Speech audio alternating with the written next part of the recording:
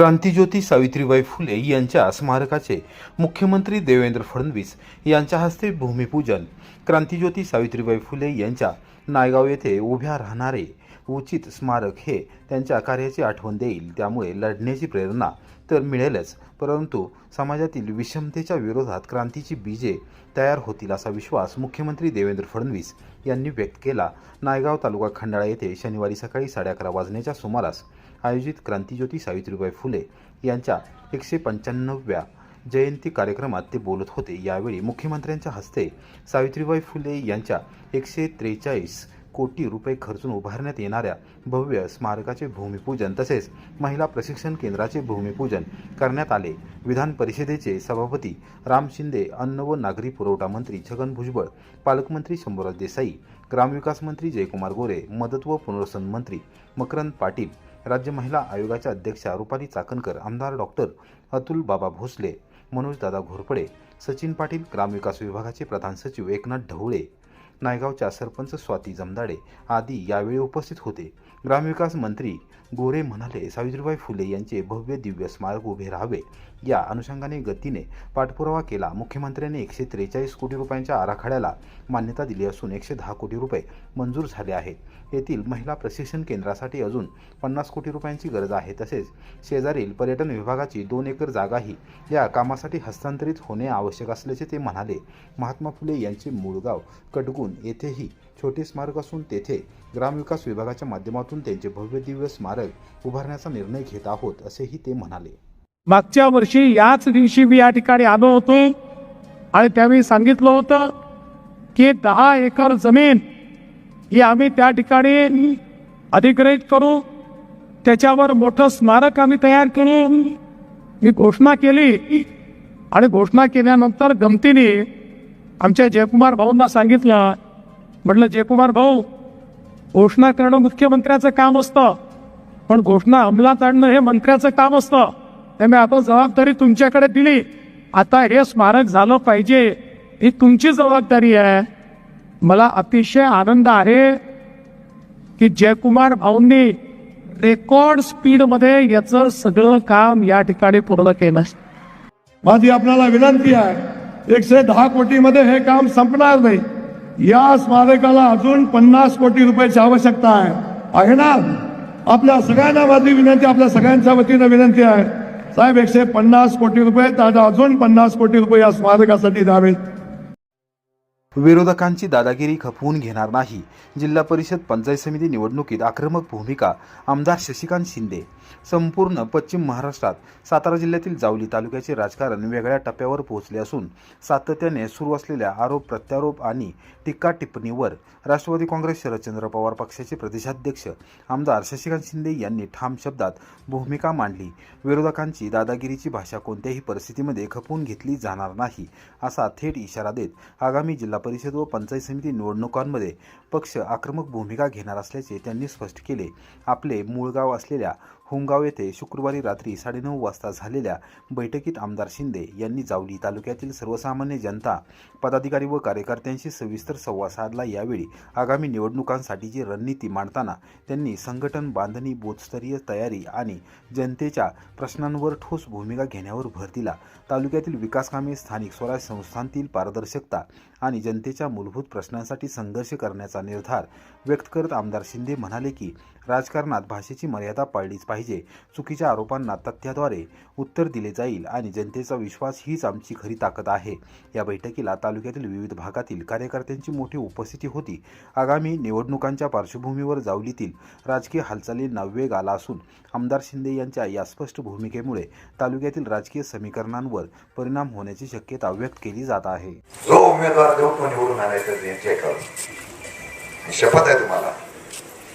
तुम्ही सर्वांनी आणि माझ्या तरुणांनी ठरवलं ना, अशी झोनच्या झोन निघू ना, हे समोरच्याला मतदानाला संधीच भेटणार नाही। पैसे वाटले तरी तो निवडून येणार नाही, एवढं काम करण्याचं काम तुम्ही करा। एवढीच विनंती करायला आलो होतो। नंतर भाषण होतीलच, नंतर चर्चा होतील, आरोप प्रत्यारोप होतील, आपण परत टीका करायची। आपण फक्त जागृतीचा स्वाभिमान जागा करायचा प्रयत्न करूया।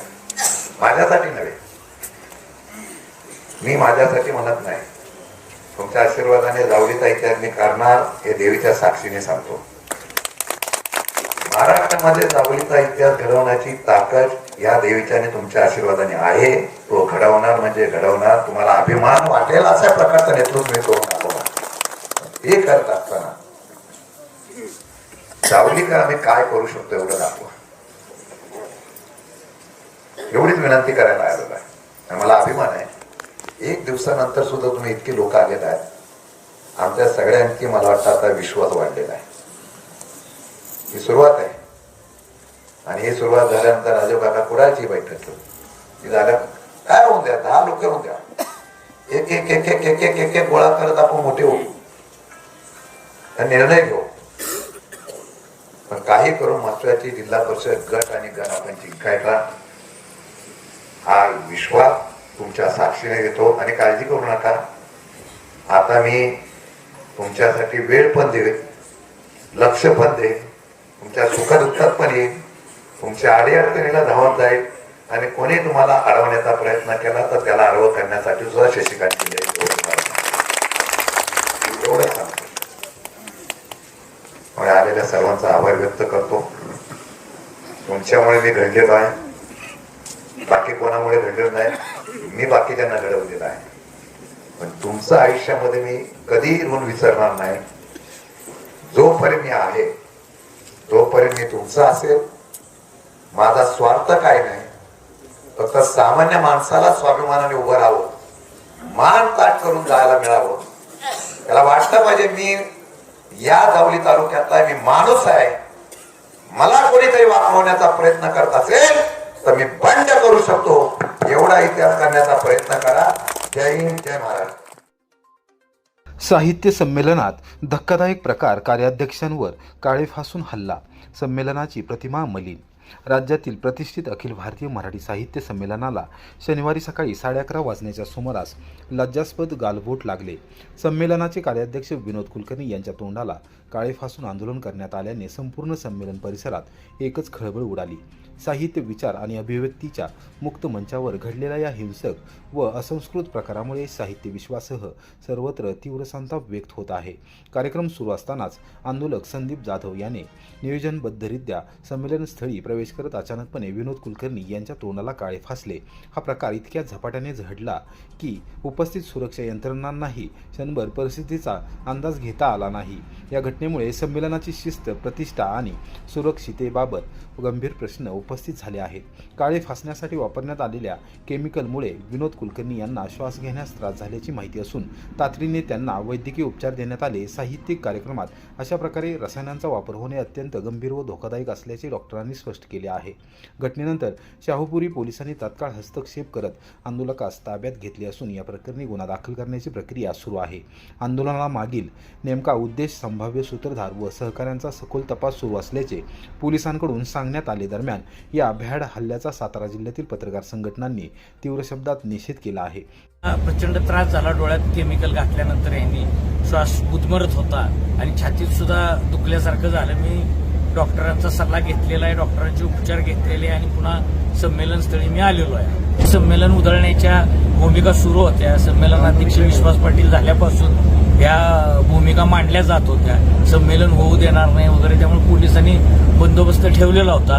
पण विरोधकांचं लक्ष मी सुद्धा आहे याची मला काही माहिती नव्हती आणि संमेलन चांगलं होतंय. कदाचित चांगलं संमेलन घेतल्यामुळं मराठी भाषेच्या संमेलनाला लाखो लोकांची गर्दी उसळण्यामुळे सुद्धा हा हल्ला झाला असावा.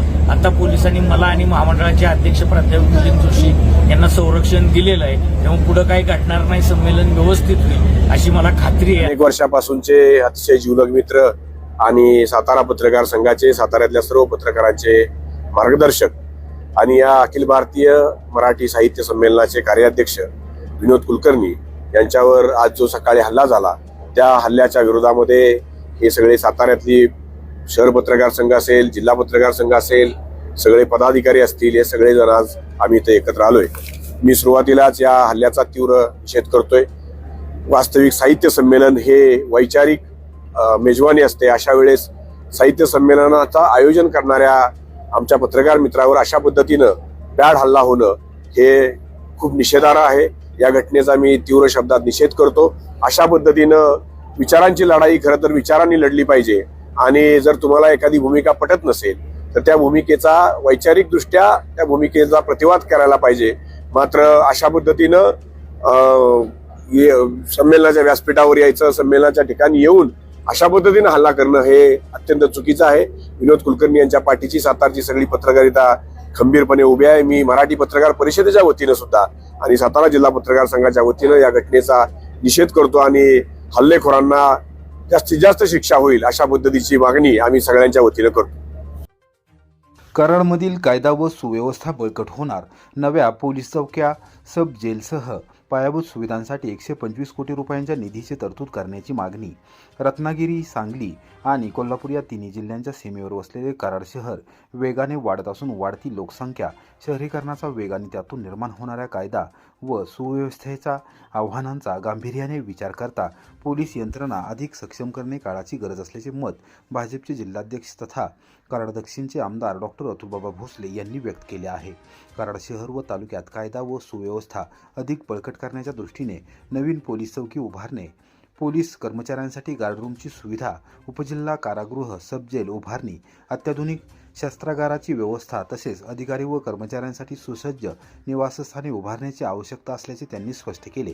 मुख्यमंत्री देवेंद्र फडणवीस हे शुक्रवारी सातारा येथे वृंदावन पोलीस टाउनशिपच्या लोकार्पण सोहळ्यासाठी उपस्थित असताना आमदार डॉक्टर अतुलबाबा भोसले यांनी कराडमधील या महत्त्वाच्या मागण्यांबाबत सविस्तर निवेदन सादर केले. या निवेदनाची तातडीने दखल घेत मुख्यमंत्र्यांनी योग्य कार्यवाही करण्याची ग्वाही दिली आहे. या सर्व पायाभूत सुविधांसाठी एकूण 125 कोटी रुपयांचा निधी मंजूर करण्यात यावा अशी मागणी करणारे विनंतीपत्र मुख्यमंत्र्यांकडे सादर करण्यात आले असल्याची माहिती आमदार डॉक्टर अतुलबाबा भोसले यांनी शनिवारी सकाळी 9 वाजता सोशल मीडियावरील पोस्टद्वारे दिली.